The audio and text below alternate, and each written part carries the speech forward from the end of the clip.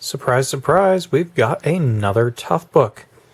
But you might have already noticed that this doesn't look like any Toughbook that you normally think about. This is not one of those military, rugged, super durable Toughbooks that you normally think of when you hear the name Toughbook. This is, in fact, more of a business rugged notebook. It's pretty much just a slightly sturdier notebook as to what you would normally get, and this one is very, very old, as you can tell by how thick it is, although not as old as you might think based on its design. This notebook was manufactured in May of 1998, making it nearly 20 years old. So it is a very, very old notebook, and the most amazing thing about it is its battery is like new. I have never seen a lithium battery with a lifespan anywhere near something like this. And this notebook is in phenomenal condition. So, and where I found it, I'm going to guess it probably sat charged for its entire life, because when I found it, it was still charged. And I don't think anybody had touched it in at least probably 15 years. So, actually, we'll go into that here. This notebook was found in a cabinet at the place that I work at, just like a big metal storage cabinet inside of a laptop bag with some other accessories and things. Unfortunately, not with the docking station. And it had a replacement charger, not the original charger with it, but still, it works fine, so I'm not too concerned about that. But yeah, I was cleaning up my new office area and found this thing just in the closet, and I asked the IT guy there, and he's like, "Oh, get that thing out of here, it's a piece of junk, we don't want it, just take it, do whatever you want with it, Like, okay. Alright, I'll take it, because that's kind of what I was hinting at, I'm like, ooh, I like this thing, this is kind of neat, And I'm glad I was able to take it home, because this has become my favorite vintage computer that I have, by a long shot, really. I mean, my old Compaq Armada 7400 and 7330T, I think they are, those two laptops, they still have a special place. But this machine is just so much sturdier. I feel like I can actually take it around with me and use it, and it's not going to break, where the other ones, they have degraded in such a way that the plastics have become very brittle. They're just falling apart, and I'm doing everything I can to keep them together, and that generally requires a lot of super glue, unfortunately, because the plastics are very, very brittle and have just cracked over time because of normal use, and not necessarily in hinges and things like that, but just around where screws go in and stuff into the cases. They have just started to stress crack, and just, I believe, just crack from sitting. Just from the tension of some of the screws on the case, they've fractured. That is very unfortunate. This laptop, however, exhibits no signs of degradation or cracking or anything really at all. Let's take a little physical overview of the machine. On the front, we've got a single latch, some grills down here which expose ventilation, and the speaker, which it has a single mono speaker. We've got a microphone and headphone jack, so it actually has a built-in sound card, which is quite nice. This is a very well-featured machine, really, for its age. We have a CD-ROM drive, a 3.5-inch floppy drive. Not sure what that is. Possibly a reset button. I really don't know. We got our latch down here for our battery. We'll look at that when we go over the bottom. On the back, we've got a tiny little vent for cooling. This thing does not get hot at all. We have a Kensington lock slot. Surprisingly, we have a USB port. We have a VGA port. Another cooling fan, which pretty much doesn't give out any heat at all, so I'm not really sure why that's even there. Overkill, I guess. We got a parallel port and a 9-pin serial port, DB9, which I imagine is RS-232 and possibly 422. I'm not sure how that can be configured. We have a 15.6 volt power input. On this side here, we've got dual PCM CIA card slots with these nice little flip out levers, which is really a good design because a lot of them, you push them in, they'll click out and they'll stay out quite a considerable distance, and those get amputated quite easily. These, if you push on them in the normal way that it would get hit, they fold over flush, and that's their default position. So it's much less likely that these are going to get accidentally pressed and pop out. You really have to deliberately open them, and you wouldn't leave them like that because they fold back nicely. We have an infrared port, and we have power and a PS2 mouse keyboard combo port, which is quite nice to see, considering most people probably aren't going to like the pointing device. However, I do, so that isn't really necessary. On the bottom, we have this little cover over the battery, which is actually a metal cover, which is nice to see. Sturdy little latch mechanism. It's on a rubber piece, which is kind of odd. They use a rubber hinge, but you don't really see that too much. Here we've got our battery, which is a Panasonic CF-45 S251 lithium-ion battery pack. It's a 10.8 volt pack at 2.3 amp hours. So yeah, which actually, as I said before, holds a charge perfectly. Probably not too far off of what it originally had capacity-wise, because this thing goes for like 2.5 to 3 hours doing just like light office work, which I don't really imagine these things getting any better battery life than that when they were brand new. So I'm thinking that battery is like new. And I've actually found on eBay there's a seller that sells that battery pack, new old stock, so never used, still in the original packaging. They probably go for about $40 to $50, but I'm really, really tempted to get a second battery for this because I like using it that much. Now, you'll notice something kind of funky inside this, which is our hard drive bay. This is how I found it.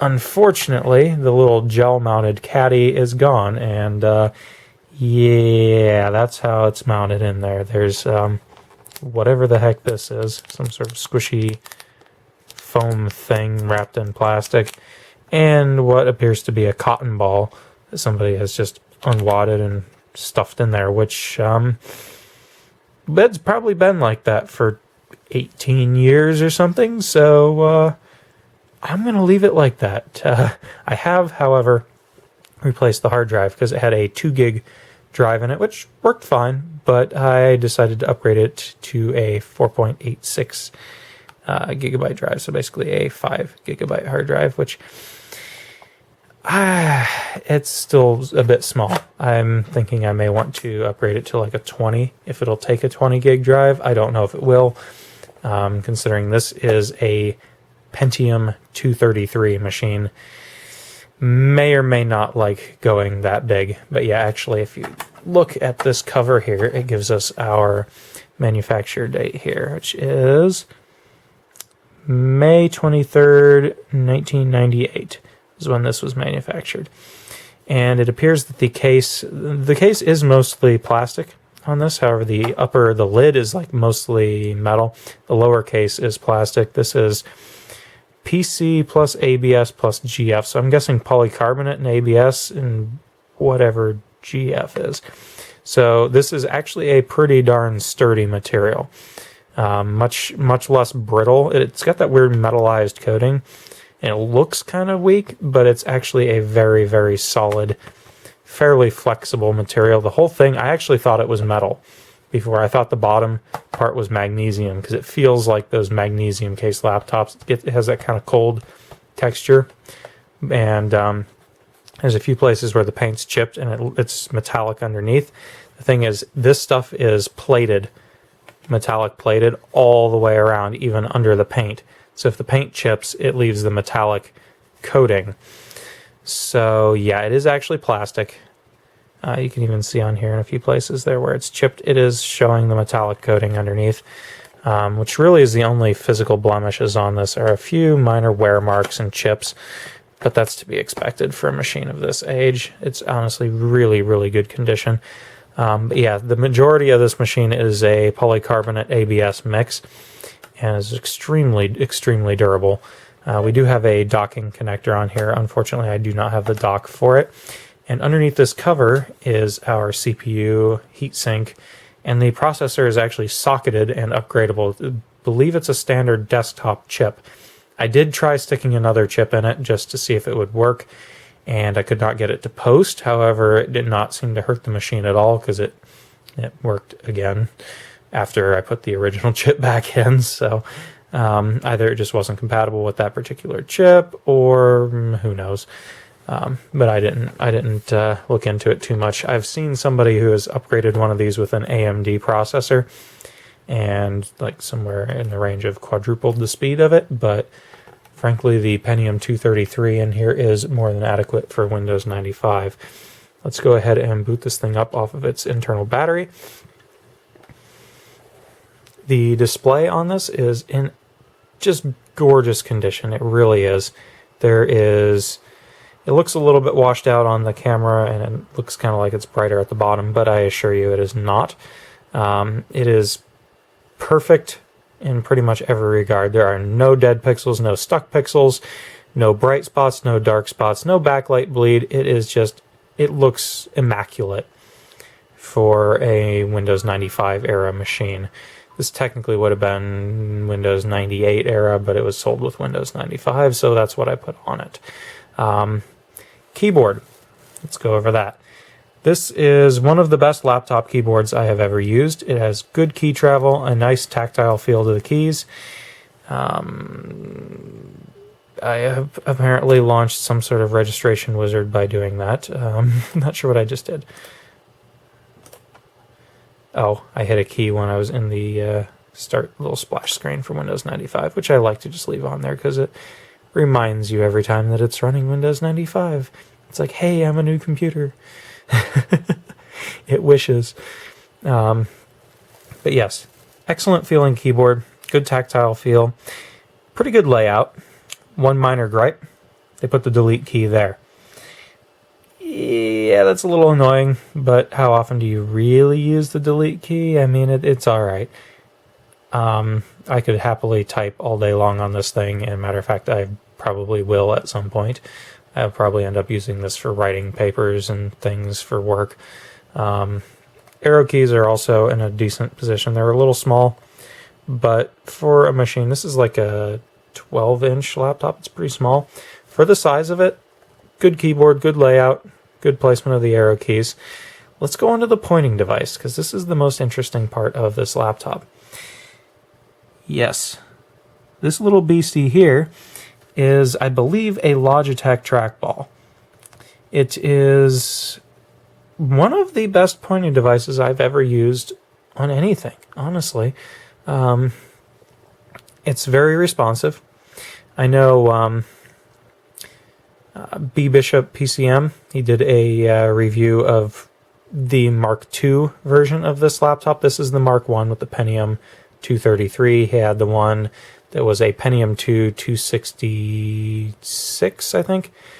And he didn't care for the trackball very much. But I must say that I have fallen in love with trackballs on laptops, because I've gotten it tuned in to where it just feels perfect. And I have been playing a lot of city builders and strategy games on here that are like kind of mouse-driven games, just because it works so well. In fact, I have very little need for an external mouse on this device. I really, really enjoy using the trackball. I've got Caesar 3, one of my all-time favorite games. I never really played it that much until recently. I always used to play Pharaoh instead, but Caesar 3 is, honestly, I like it a little better, even though it's not quite as highly rated. I've also got SimCity 2000 on here. Let's launch that real quick.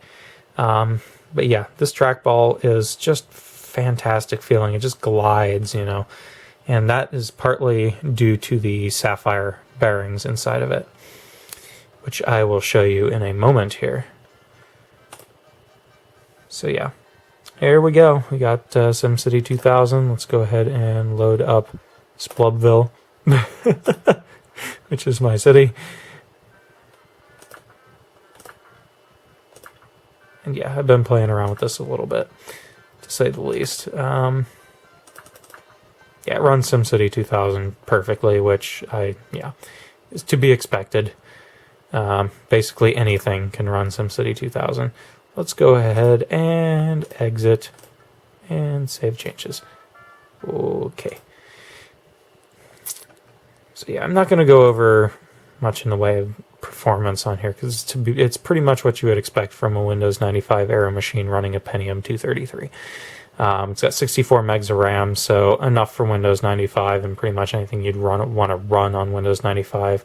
I've got it loaded up with Microsoft Office 95, which seemed fitting. Let's go ahead and take the trackball out. There's this little ring around the outside, which I'm not sure if I can take off one-handed. Yes, I can. You just rotate that, it unlocks it and comes off, which amazingly this isn't broken. And I really hope I don't break it. And the trackball just lifts up out of there. This is a very, very heavy trackball. I'm not sure what it's made out of, but it looks black, but it's a kind of translucent dark maroon color if you get it in the right light, but under most lighting conditions it just looks black.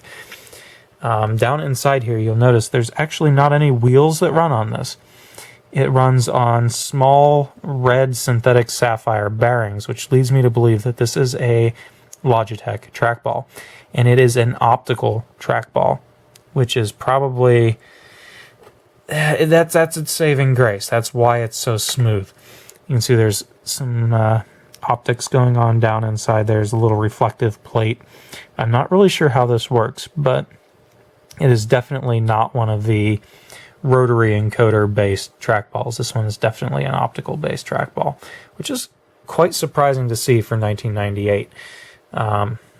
Yeah, and it does work beautifully. I don't think this is. Yeah, this has to be optical because there are no. Normally, you have like a little roller that has the optical encoders on it, and this does not have that. It's just got fixed little like ball bearing type things in there, which actually don't seem to rotate. They're just pressed into the casing down inside there, which I'm making sure I don't touch the optics. But yeah, you also notice this machine is super clean, which is crazy because the environment it was in is attached to a metal truck shop. Like they fabricate loads of stuff out of aluminum and steel. They do tons and tons of welding out there. And my office is actually their electronics room / lab area, which is straight off of that shop through two big bay doors. However, those bay doors don't seal the best, so we get tons and tons of metallic dust in there, which I'm constantly cleaning up, which just wreaks havoc on computers. And of course, I've got like, I don't know, 8 computers or something ridiculous in there right now just because I like having loads of technology around. I've got a big Dell T-Series workstation that's my primary machine, and another Dell that I use for all of the general office work, emails and accessing different databases and stuff. For I handle a lot of their returns, things like that, granting warranty stuff, repairing stuff. So yeah, I do a lot of work with that kind of thing. And that machine is used for interfacing into the systems for keeping track of all that stuff. But yeah, that's not relevant to anything at this point. But yeah, I'm amazed that this machine was as clean as it is. But it was inside of a bag. I cannot say the same for the bag. It was absolutely disgusting. Which I think it's still at work, actually. I may bring that home and run it through the washer because it was a pretty nice Targus bag, if I remember. Yeah, I may end up taking that bag and cleaning it up because I'm sure they don't want it. Matter of fact, they're trying to get rid of a lot of the crap there. So pretty much any of the old computers, they have just given me free reign over, which is kind of cool because I actually got a ThinkPad out of the deal too. I got a ThinkPad Twist S230U, which is still a fairly new machine.